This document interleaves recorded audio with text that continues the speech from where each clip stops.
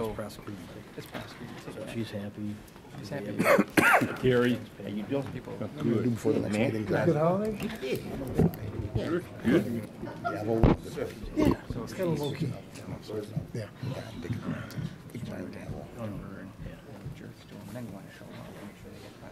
As long as she's satisfied.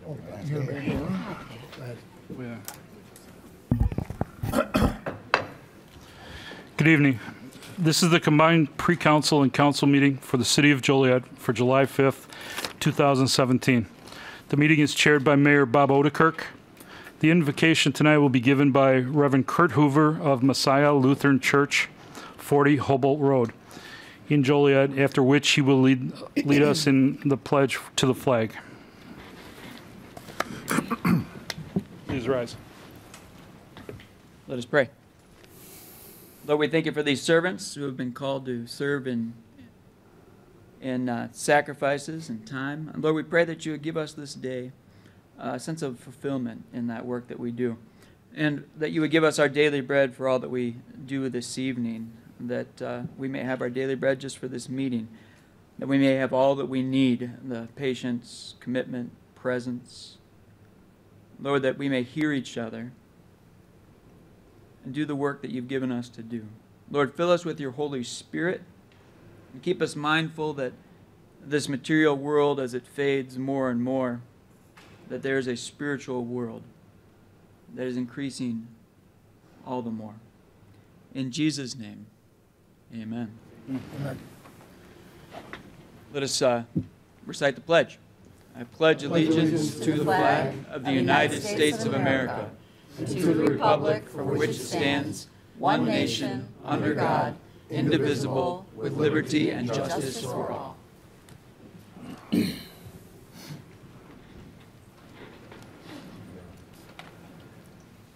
job. A nice prayer. Thank you, Reverend.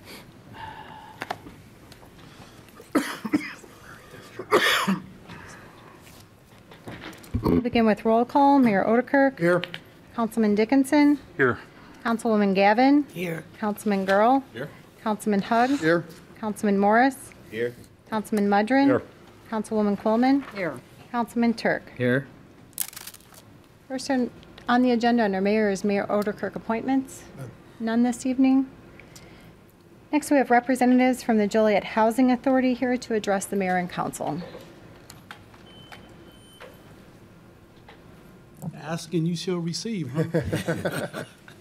Mayor, thank you, and City Council, thank you for having us. This will be very short. I'm not going to say a whole lot because I've learned that it's best that I be quiet and let my staff do what they do. So who I have with me today is Joliet Meetings, who is the Chief Operating Officer for our Public Housing Unit, and we have John Chow, who is the Chief Operation of Development and in Operations. And I just want to reassure the council and the mayor and the general public that we're being faced with a little challenge. Nothing that we can't handle. Surely we've seen challenges like this before. If you all can remember, at one point we were labeled as a troubled agency. In less than a couple of years or so, we were able to dig ourselves out. And, this too shall pass, and we're working very hard. I mean, I believe that we've risen to the challenge of what is happening with these bed bugs at our development. At one point, at its highest peak, back in October, I believe there was 120 units that were actually infested with bed bugs. So that was probably like 14% of our housing stock. As it stands now, we're down to 20 units, and we're being very aggressive. We've spent in excess of $130,000 combating this problem, and it's ongoing. But it's a three-pronged approach that we have. There is the contractor, there is the residents, and then there's the staff that has to fulfill their obligations in order for us to rid these buildings of this pest.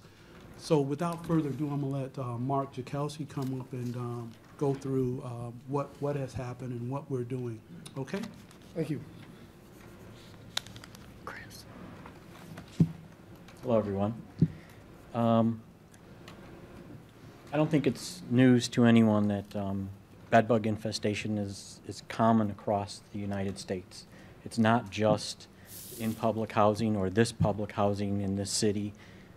It is hit nationwide, whether it is big box department stores, hotels, airlines, commuter train lines. It's all over, and everyone is scrambling to try and bring things under control. For our housing authority, we noticed that things started to get out of control last summer. Reports of infestation were rising.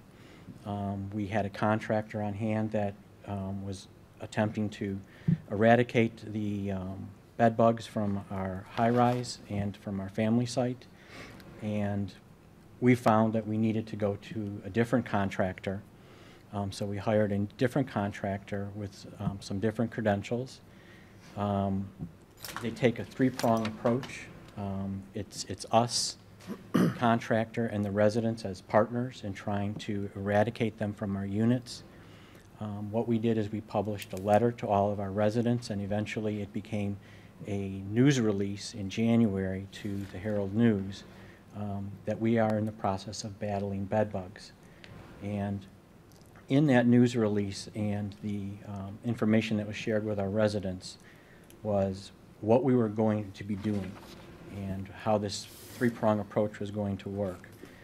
We wrote a new protocol in terms of how to service units. We also made sure that the residents were aware of that protocol, how it's implemented, the role that the resident was going to play, because it was a big role because it affected their unit.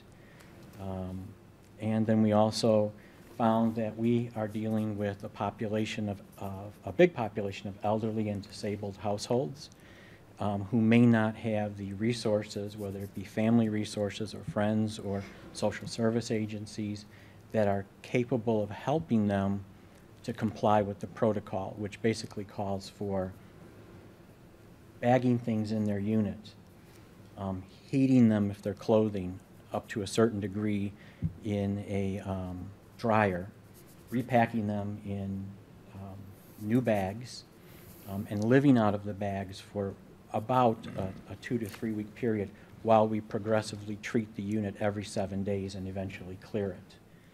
For the most part, almost all of our residents have been very receptive, but there's always that few that will give you some issues. So we hired a contractor to come in to assist the residents in prepping their units if they needed it, at no charge to them or cost, while we were treating the unit to make sure that their unit got treated appropriately. The contractors themselves came in and conducted some educational sessions, not only with the residents, but with our staff, to make sure that we were all on the same page in attempting to eradicate the problem. We entered, as Michael said, we entered into a contract. We've spent about $137,000 so far the first 8 months. We're anticipating hitting close to $200,000 within a 12-month period, which is an excessive amount considering that we didn't anticipate this fight to be so difficult. Some of the things that we're encountering that we didn't anticipate are, we anticipated that family members would step forward to help their own family members. We're basically being told, they're your problem now, for the most part. We had, an example of that would be within the last couple of days, a 90-year-old gentleman who was living in a unit where his electricity got shut off.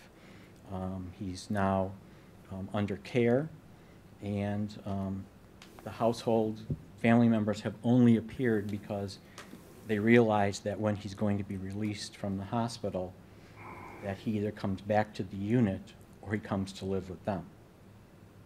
So they've stepped forward and actually have decided they would rather him come back to his unit.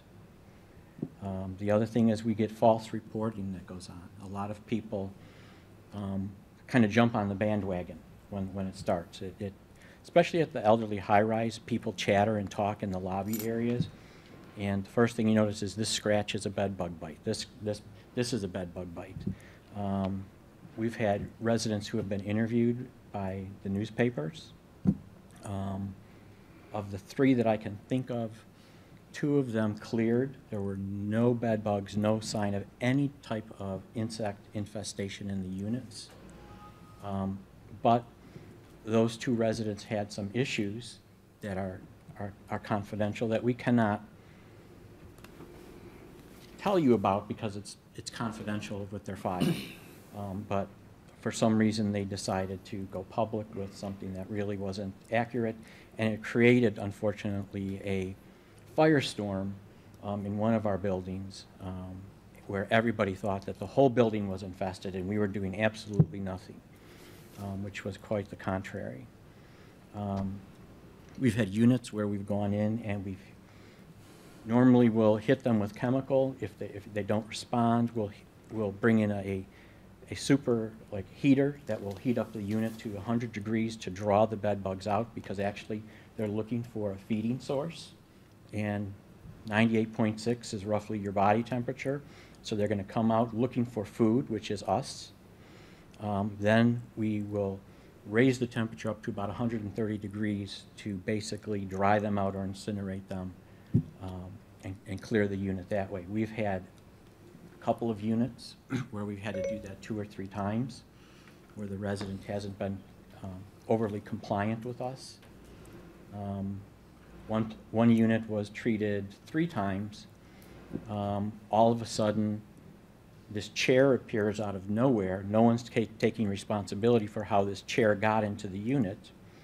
And when they went to move it, to just clear the unit to make sure that it was 100% cleared, a nest fell out of the chair, and we had to retreat the unit all over again, starting with a whole nother 21 days of processing. And again, I mentioned the fact that we do deal with a lot of disabled households that have sometimes a difficult time understanding why we're doing what we're doing in the process, and we try to explain that the best possible way to them to make sure that they can stay in compliance with us.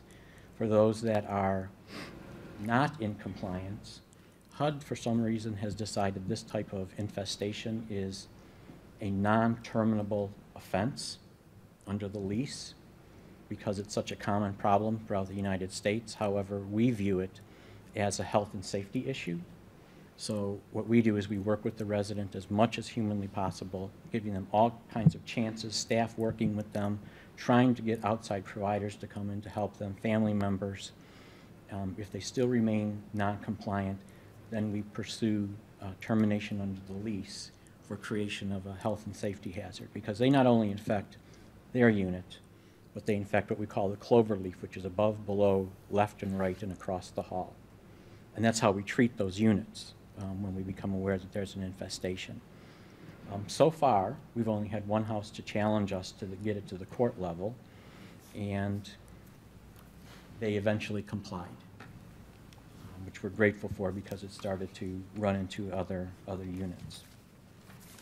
I would be the first one to say, and our staff at the agency would be the first ones to say, we own this problem. We are the management company.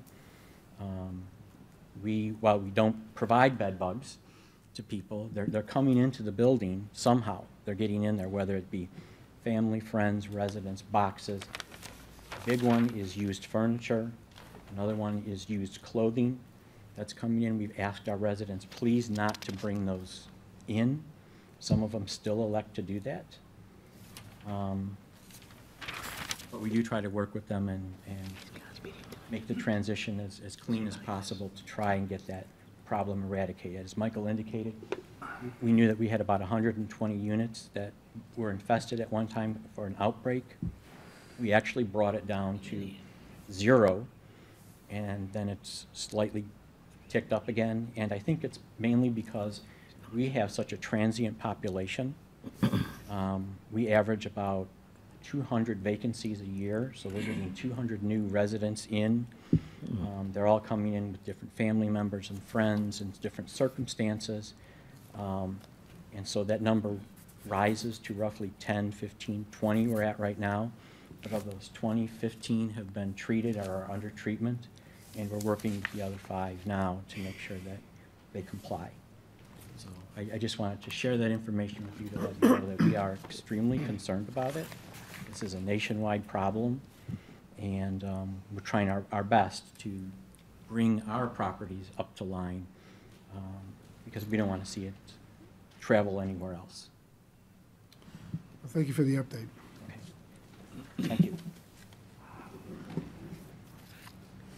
Next is the approval of the agenda. Is there a motion to approve the agenda as written with the following change? Remove Council Memo 364-17, an ordinance approving a special use permit to allow an appliance resale store located at 1301 North Broadway Street.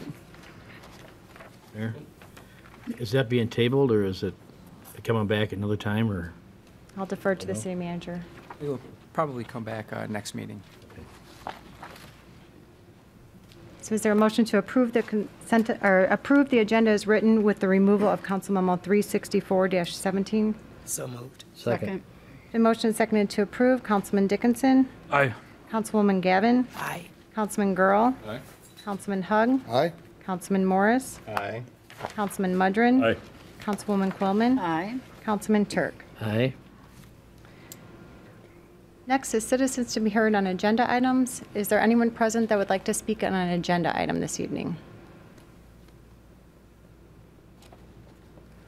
Seeing none, next is council committee reports. Public Service Committee report. Wow, I think this is the first time I've ever been first and last. The Public Service Committee met this afternoon at 4:30 right off my right here. Mainly it was items concerning the Union Station, repairs that, we're in the midst of. And we did purchase a new crisis negotiation van for the police, which is long overdue. We did, send that forward with approval. Other than that, everything else on the agenda was found to be in order as far as pay contracts and payments and change orders. And everything was moved forward to the full council with a recommendation to approve all the items. And that would be the report. I show no other reports.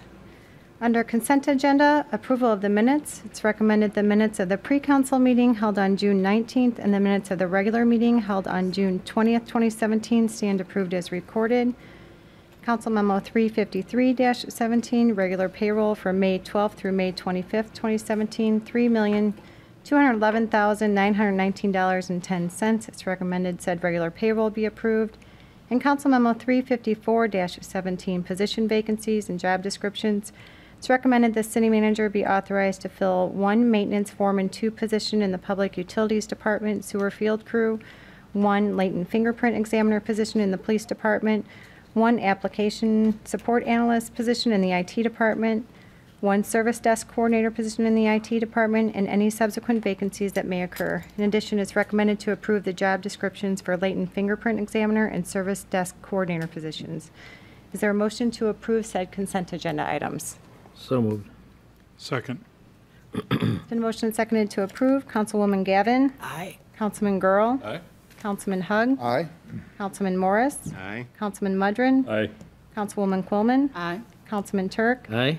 Councilman Dickinson? Aye. Motion carried. Under licenses and permit applications, Council Memo 356-17, issuance of a Class E liquor license at 1422 Riverboat Center Drive for world-famous Jimmy K's.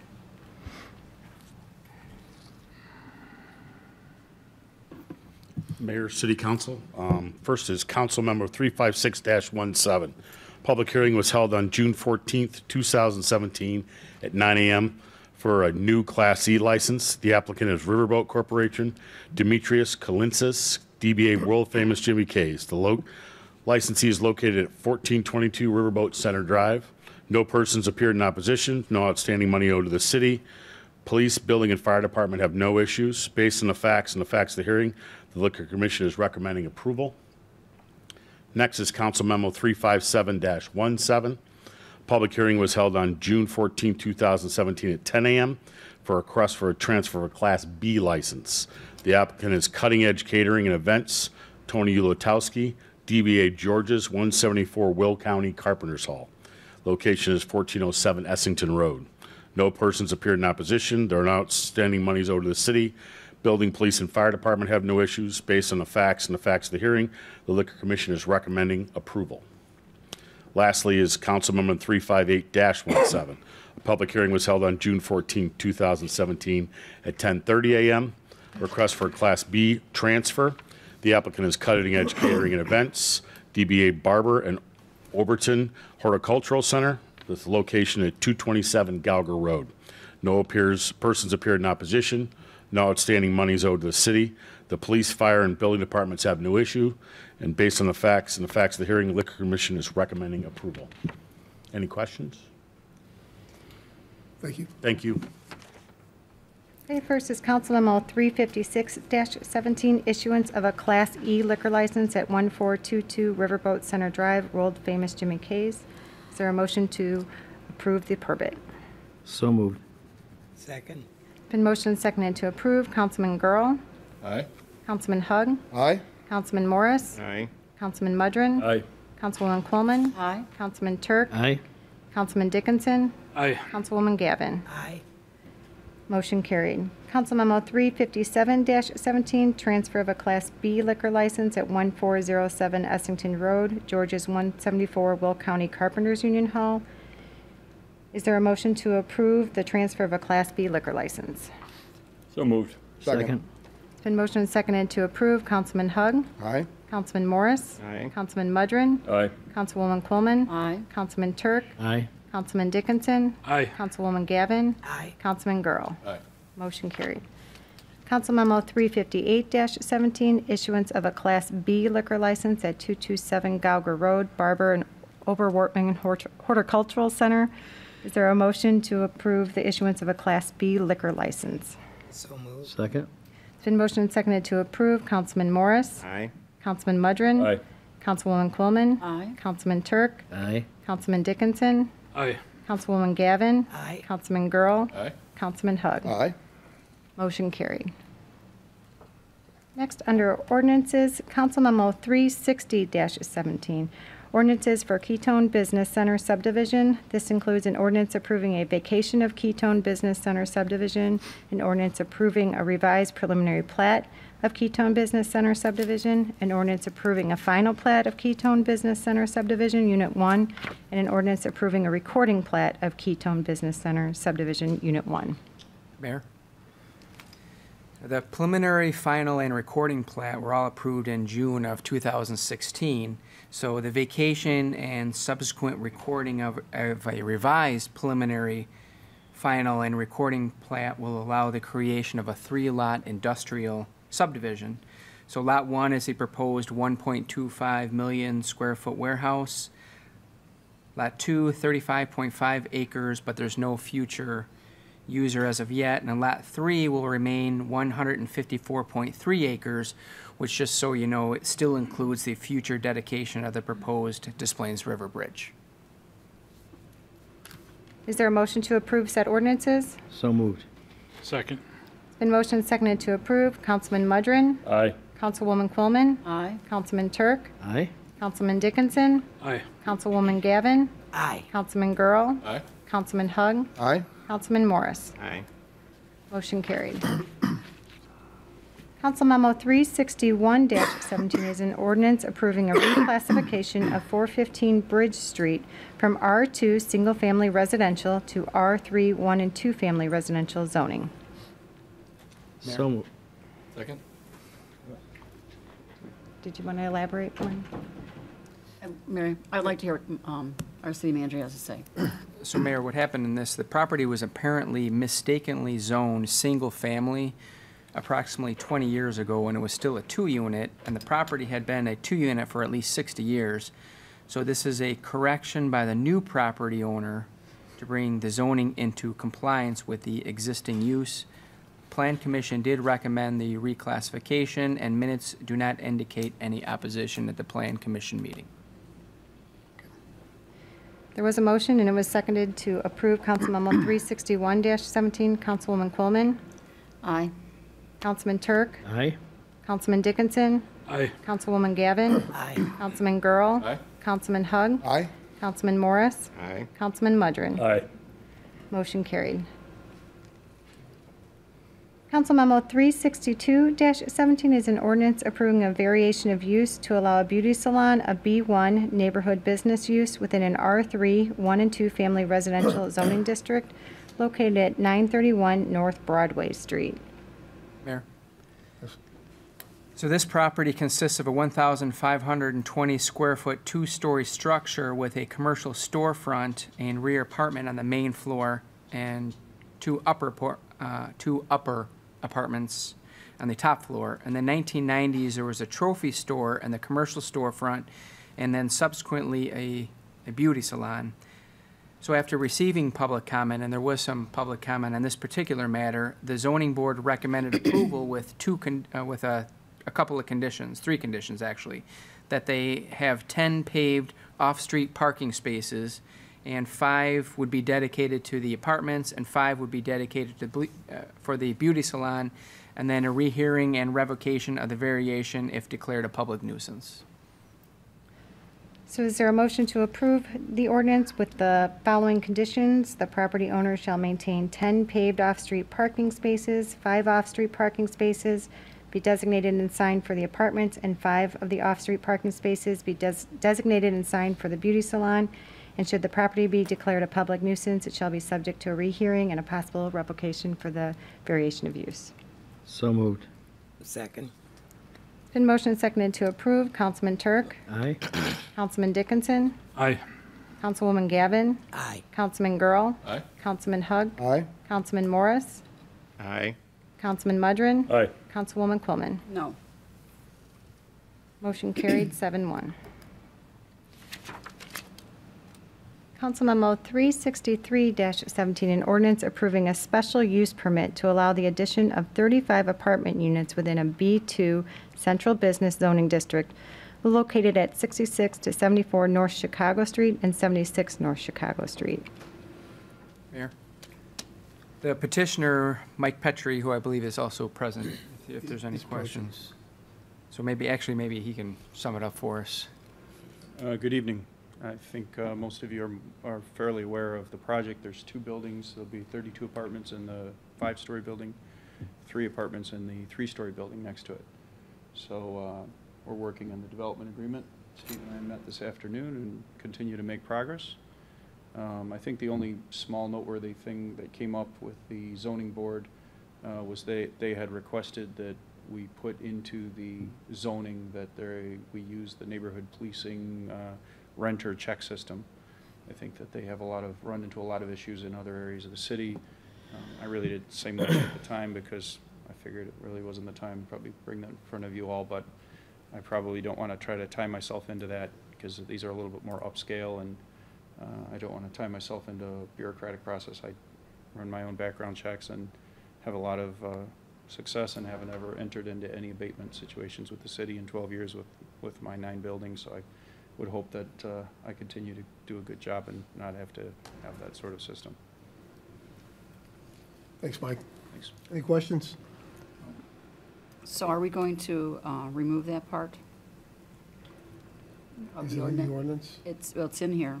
The recommendation from staff was to adopt the ordinance with the following conditions. The owner participates in the city's landlord training and tenant screening programs, and should the property be declared a public nuisance, it shall be subject to a rehearing and possible revocation. It's page 2 of the memo. You want those provisions removed, Mike? Yeah, I mean, I think I've demonstrated to everyone over 12 years and across all the buildings that I've not had any problems where I've been brought into court or anything like that, and I'd rather not, force myself into, because there's always situations, right, where a certain renter comes in and is clean and you can work with them.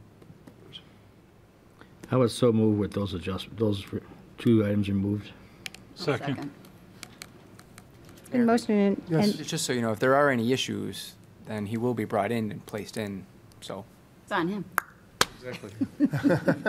Fair enough. It's been motioned and seconded to approve Council Memo 363-17 with the removal of the 2 conditions. Councilman Dickinson. Aye. Councilwoman Gavin. Aye. Councilman Girl. Aye. Councilman Hug. Aye. Councilman Morris. Aye. Councilman Mudrin. Aye. Councilwoman Quillman. Aye. Councilman Turk. Aye. Motion carried. Thanks, Mike. Council Memo 364-17 was previously removed from the agenda. Under Resolutions, Council Memo 366-17, a resolution approving Amendment Number 1 to the intergovernmental agreement with the Chicago Metropolitan Agency for Planning for the Chicago Street Corridor Redesign Project. Mayor? Yes. This is an amendment to the Chicago Street Corridor Redesign Project to include the design of the Van Buren Plaza to ensure a cohesive design for the corridor and the plaza. You know, on that topic, Marty, do we know when they're having the next meeting for that plaza? Do you know offhand? No, I don't know offhand. We'll find out. I'll let the council know and the public know for the next meeting. It was pretty exciting, the different things that are being looked at, so I'll get that date. Is there a motion to approve Council Memo 366-17? So moved. Second. It's been motioned and seconded to approve. Councilwoman Gavin. Aye. Councilman Girl. Aye. Councilman Hug. Aye. Councilman Morris. Aye. Councilman Mudrin. Aye. Councilwoman Coleman. Aye. Councilman Turk. Aye. Councilman Dickinson. Aye. Motion carried. Council Memo 367-17, a resolution imposing a moratorium on the issuance of permits or variations allowing illuminated message boards, commonly known as LED signs. Mayor? Yes. There's been a proliferation of LED signs within the city, and there's currently no framework within the zoning ordinance which regulates LED signs once they are approved. So the resolution places a 120-day moratorium on the issuance of permits and variations for LED signs. And during said moratorium, legal and planning will establish a regulatory framework. And if the regulatory framework is created in less than 120 days, the moratorium would then be lifted. Okay. One Yes. question. Marty, I know there's several different companies that provide these LED signs. Some are first class and some aren't, and that's what we're trying to get to. Yes. But are there any applications coming within the next 120 days? I mean, to do any, I mean, why are we doing a moratorium if there's nothing on the books to be come into? There have been applications that Have have been. continued to come in, so. What type of LED lights, signs are these? Are these permanent LEDs? Yes, it's the permanent LED signs. So we don't even have size restrictions on them? No, there's size restriction. It has to do with the type Illumination. of... Yes, illuminate. There's different types of illumination. Some of the signs have less illumination and others are... And for safety purposes, there's like a minimum amount of time for changing the message. So you're not shotgunning it and having people, right? That would be part of it too. Okay, so we just don't have it yet. We don't have it. Okay. Marty, does this also include those LED blinking signs in the lights that are on the windows that kind of? That's another ordinance. That's a different issue. That's a different issue, okay. Because those Land are use quite has been working on agitating as well. Okay. Just one further question. Marty, you know, there's a couple companies out there who have a class act going and never has been a problem. This includes them also? It includes them too. So they're getting lumped in with everybody else? Yes, but they just so the council is aware of, we actually have a few samples provided from some of the more, you know. Yeah. Right. The sign companies are working with us to come up with regulations. Yes, Pat. This 120 days would start now, or has it already started? As soon as you take the vote. Okay. And I'm sorry, let's be clear, it's our intention and our goal to have this list lifted as soon as possible. We're going to be working very hard on this. It shouldn't take anywhere close to 120 days if everything goes according to plan. Sounds like you just want a little time to get it done, right? We're going to put the brakes on things till we get a framework that everybody can live with. Got it, okay. We currently have contractual restrictions on the LED signs that are monument signs. It's in the contract, what, you know, how they're supposed to, you know, so basically we're going to divine that down into an ordinance for all signs. Yes. Okay. Is there a motion to approve Council Memo 367-17? So moved. Second? Been motioned and seconded to approve. Councilman Girl. Aye. Councilman Hug. Aye. Councilman Morris. Aye. Councilman Mudrin. Aye. Councilwoman Coleman. Aye. Councilman Turk. Aye. Councilman Dickinson. Aye. Councilwoman Gavin. Aye. Motion carried. Under award of contracts, Council Memo 369-17, award of contract for the 2017 miscellaneous sanitary sewer point repairs project, and Council Memo 370-17, purchase a crisis negotiator vehicle for the police department. It's recommended Council Memos 369 and 370-17 be approved. So moved. Second. It's been motioned and seconded to approve. Councilman Hug. Aye. Councilman Morris. Aye. Councilman Mudrin. Aye. Councilwoman Quillman. Aye. Councilman Turk. Aye. Councilman Dickinson. Aye. Councilwoman Gavin. Aye. Councilman Girl. Aye. Motion carried. Amendments, change orders, and payments. Council Memo 372-17, approved change order number 1 for emergency leak repairs at Union Station. Council Memo 373-17, approved change order number 1 for column repairs at Joliet's Union Station Migraine Brew Pub build-out. And Council Memo 374-17, approved change order number 1 and payment request number 1 for the Union Station Plaza Improvements 2017. It's recommended Council Memos 372 through 374-17 be approved. So moved. Second. It's been motioned and seconded to approve. Councilman Morris. Aye. Councilman Mudrin. Aye. Councilwoman Quillman. Aye. Councilman Turk. Aye. Councilman Dickinson. Aye. Councilwoman Gavin. Aye. Councilman Girl. Aye. Councilman Hug. Aye. Motion carried. City Manager's report. No report. New business not for final action or recommendation is next. New business, Don? I just wanted to amend my earlier committee report for the Public Service Committee. And do acknowledge that it wasn't just me at the committee meeting. It was Councilwoman Gavin and Councilman Dickinson that were there as well. In my haste to be brief, I left them out. No, thank you. Okay, I have a couple items. Number one, regarding the prison. First of all, thank you to Dave Stobie and his crew for going over to the prison. We were out there a couple weeks ago, and we've ordered city workers to start cutting the weeds along Collins Street. It's an eyesore. It's not our property. It's a state property, but I think it reflects poorly on the city. So thank you to those guys for going out there and doing that. And then can we we bill? have scheduled, finally, we've gotten permission to get inside the prison. Marty, if you want to take it from here, myself and the city manager and a contingent of city employees have signed waivers, and next week we're going to do a walk through the prison, if you want to take it from there. I think that pretty much just sums it up. That's, Well, we're going to try to get an assessment, a quick assessment of what we think needs to be done on the inside to stabilize it, so we can have some idea as a council what we're looking at, if we're to take ownership of the property, what needs to be done to stabilize it or get it ready for the tours that the museum is talking about doing. So we can't bring the whole council for Open Meetings Act reasons, but we're going to go in there and then come back. Offhand, would you list who's going from the city? yes, it's basically the directors from the city. So this row right here. All right, thank you. The state budget, I guess it's up for a final vote tomorrow by the House if they're going to override the governor's veto. We received notice on Monday about the provisions. I forwarded everyone on the council specifically. What's on the table right now is going to take 10% of the funds from the local government distributed funds. Is Jim Gadati here? No. I asked him earlier what that means in dollar terms. We're estimating, because we're not sure, but that's a $1.5 million hit that Joliet's going to take. Every city in the state's going to take that hit also. So that's kind of something it's something we didn't want to see coming. I think we all feared something like this was going to happen. It's not determined whether this will pass tomorrow or not, but I think the way it's being presented, in my opinion, it's a little bit of funny budgeting. It's being presented that we won't lose any money.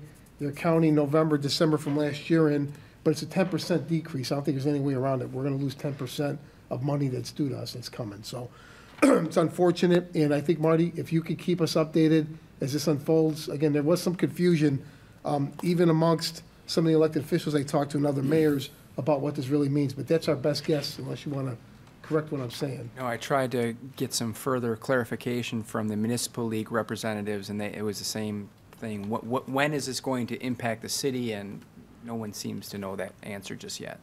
Now, supposedly, what's being proposed right now is a 1-year 10% hit, and this would go back to normal 2019, but I think that's pretty much up in the air. There's not a 2019 budget in place, so You really can't guarantee that's going to happen. But in any case, I did forward the email to everybody, and we'll keep you updated. And then finally, tomorrow night is Nitro Night downtown, and then the NHRA race this weekend. So I would encourage anyone to come out either to the track on Friday, Saturday, Sunday, or to the Nitro Night rally tomorrow downtown. Question, Mayor. Yes. Are we going to send the state a bill for maintenance on that property? Well, we could. We've talked about it internally. We're working with the state on a lot of projects. We're working with them on the train station. We're working with them on the Hobart Road Bridge. We're working with them on the Cullinan property. So there's a lot we could do. I'm not sure, if it's prudent. They're working with us. Maybe we should work with them. But I certainly, it's a concern when our police and our fire are in that facility putting out fires or arresting people. They're putting themselves in harm's way. It's not our property. It's unsecured. So I think I'm frustrated about it. I think we all are. I think I want to be prudent, though, in dealing with the state. It's my own personal opinion. Okay. Well, Mayor, if you bill them, maybe you give them a 10% discount. Next, we have public comments with Pastor Hardeman.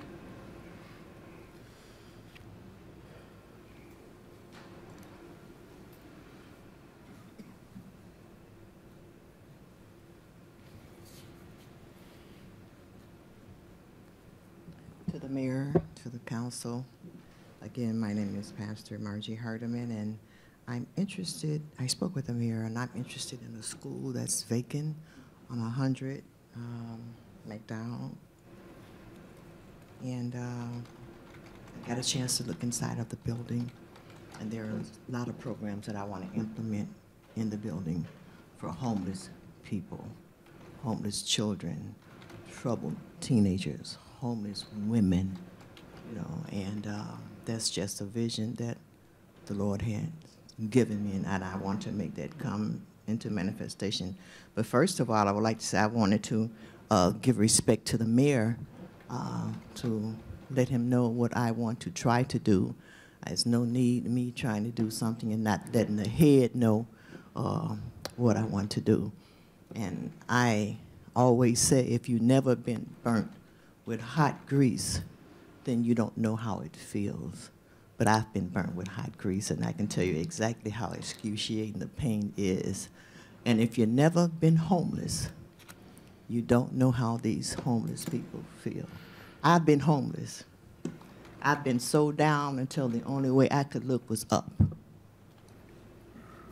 So I need help, and I want to work closely with the mayor and the council and everybody else that's in authority to help me.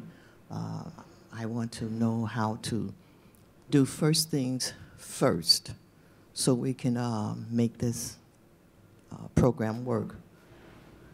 It's sitting there, and you know that once a building, the longer building sits there, it deteriorates. I don't know the problems that are in the building, but it's a nice building, and it's a historical building, and it would house every type of program that I want to implement in there, arts and crafts, drama, a whole lot of different programs that is really needed. We want to do fundraisers. I'm a playwright. We want to do plays. We want to teach them drama. We want to have GED programs. And a lot of times, a lot of the young women, they're have been incarcerated, and the reason why we ask, why do they go back to jail? Why do they stay in jail? It's because they can't get hired. Nobody will hire ex-felons. So we want to make it possible. We want them to be an asset instead of a liability. And the name of our ministry is called Humble Hearts, because we have to be humble to deal with these people. A lot of them are troubled. They're on a suicide mission. And if we can prevent them from committing suicide, letting them know that they are loved, letting them know that somebody cares. We all go a lot of times to our lavish homes and our good jobs and ride around in our good cars and whatever, and we live good. But what about the people out there that don't have nothing? The people that don't have anything to eat. I served on a local school council as chairperson for 4 consecutive terms. And I used to wonder why do the children act so bad? Why? But when I started and I served on a local school council, I found out a lot of the parents are drug addicts. They're alcoholics. And the children don't eat until they come to school. So it's a lot to consider. So I need your help. I need your help.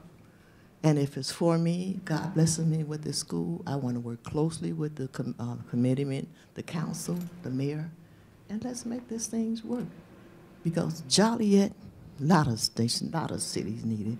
We need it really bad. And so I just want to become a missing link, become one of those missing links into the chain to help somebody. We do not discriminate.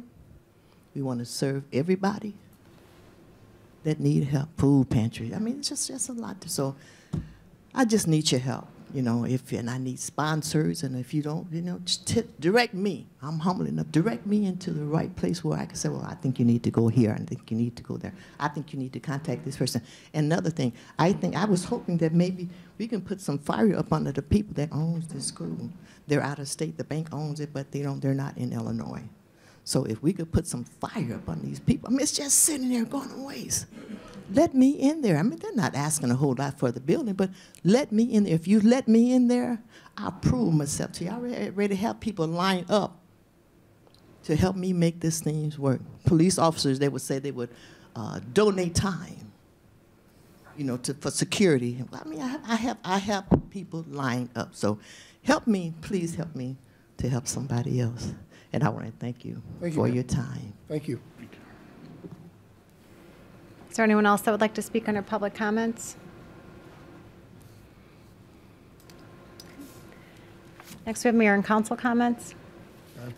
I'd just like to thank everybody who came out to the Taste of Joliet. There were record numbers, and you know, as far as I know, there was no bad things that happened this weekend out at the Taste, and it was just a great time by everybody. So for those of you who attended, thanks. It was a great time. To echo the sentiments of my colleague here, I'd like to thank the Park District and the City of Joliet for the partnership and collaboration that they brought to us during the Taste of Joliet. Great venue, great times. I believe that more of that is needed, so we can get to work on that. I do trust that everybody had a safe 4th of July, and we are back now to kind of settle down. I hope all of the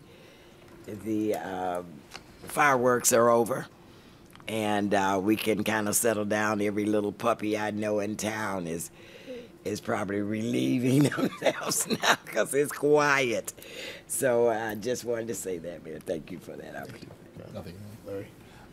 Real quick, just to go back to something that was brought up earlier, this tour, Mayor. Yes. Is it possible to include someone, say for instance, some of the people that do our videotaping, to include them on the tour so you can get a start to finish taping of the tour? Miss Desiderio was already on top of that. We did reach out to the Heritage Corridor for a representative to film for us. Okay, good. That way we'd have something on record. Other than that, I just wanted to give my condolences to a couple of families. It's been a sad week. At the same time, it's been a celebratory week for the Independence Day. A retired policeman, his wife passed away. He's a fixture, and many of you are familiar with it. Usually sits in the back of the council meetings, committee meetings. Bob Pedersen, his wife Ellie, after having battled some illnesses for several years, they've always been involved in the community. She passed away last Wednesday. So my condolences, and I'm sure our condolences, to Bob and Ellie and their children. And then also we had someone who was one of the finalists for our city manager's job who passed away, Chris McFadden. He's a hometown kid who lived in Frankfurt. He went to Harvard and graduated cum laude. Went to Northwestern School of Law and graduated cum laude. Quite an impressive but all too short life at 41. He passed away last week, and condolences to his wife Sarah and to his 3 little children that he's left behind. And just keep both families in your prayers. That's all, Mayor. Yeah, I didn't at first, but since Michael and his team stuck around, I attended the Housing Authority meeting when a lot of issues came up with the bed bug, and I was impressed with Michael and the staff handling some of the statements from some of the residents seemed like they was gonna be right on top of it. I believe, some of the residents stuck around to meet with Mark and so forth. So I just wanted to, you know, mention that publicly, at the last Housing Authority meeting. There's a lot of issues, as Mike and Mark, alluded to. Everybody has to work together, and I think it could be, rectified. So, again, I'd just like to thank you all for the way that the meeting was handled, and hopefully everything followed up with some of those residents that's there. That's all I have. On Saturday night, I attended the 100th anniversary of the St. Ray's Church on Rainer Avenue. It was a beautiful night. American English played. There were so many people there, and so many things were going on in Joliet that night. Bicentennial Park was doing their fireworks, and it just was good to see everybody out in the neighborhood having a great time, and thoroughly enjoyed it. And on a side note, at the last minute today, so I don't mean to blindside the chief or anybody, but I got a phone call on Vetter Road. The signs are down that says no trucks, and I guess the trucks have been taking their liberties down there, and the truck traffic has been horrendous the last few days. So if we could look and see what happened to those signs, that would be great. Other than that, I have nothing else. Thank you. Right, I just want to compliment Bicentennial Park for the display they put on Saturday evening with the fireworks and the food vendors, and as you know, great entertainment, great bands and everything, and Couldn't beat them. couldn't beat them. And What a hot list, though. I don't know. and it was a very well attended event, very crowded, and it was great to see a lot of families down there. So thank you to them.